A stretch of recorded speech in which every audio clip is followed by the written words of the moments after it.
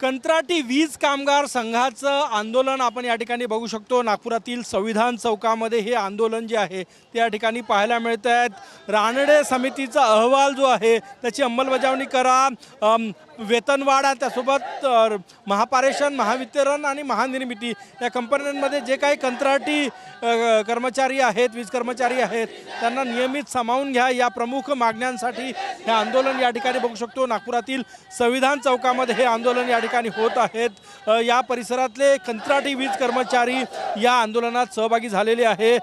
या कंत्राटी वीज कामगार संघटनेचे कोषाध्यक्ष पवार सर आपल्यासोबत आहे।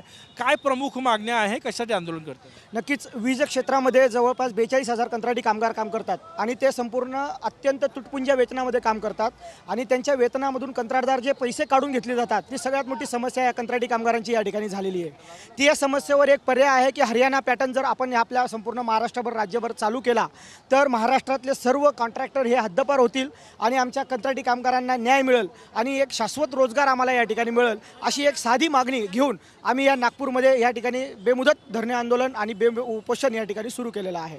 आपण हे आंदोलन या ठिकाणी बघू शकतो। जे कंत्राटदार आहेत ते मधले पैसे घेऊन घेतात, कंत्राटी वीज कर्मचाऱ्यांचे पैसे घेऊन घेतात, त्यामुळे कमी वेतन मिळतं।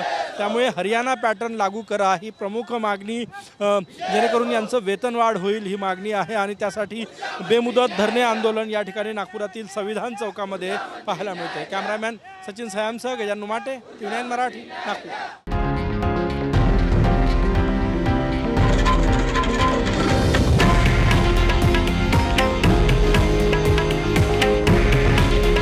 हे आहे देशातील नंबर 1 न्यूज नेटवर्क आणि आपण पाहत आहात TV9 मराठी।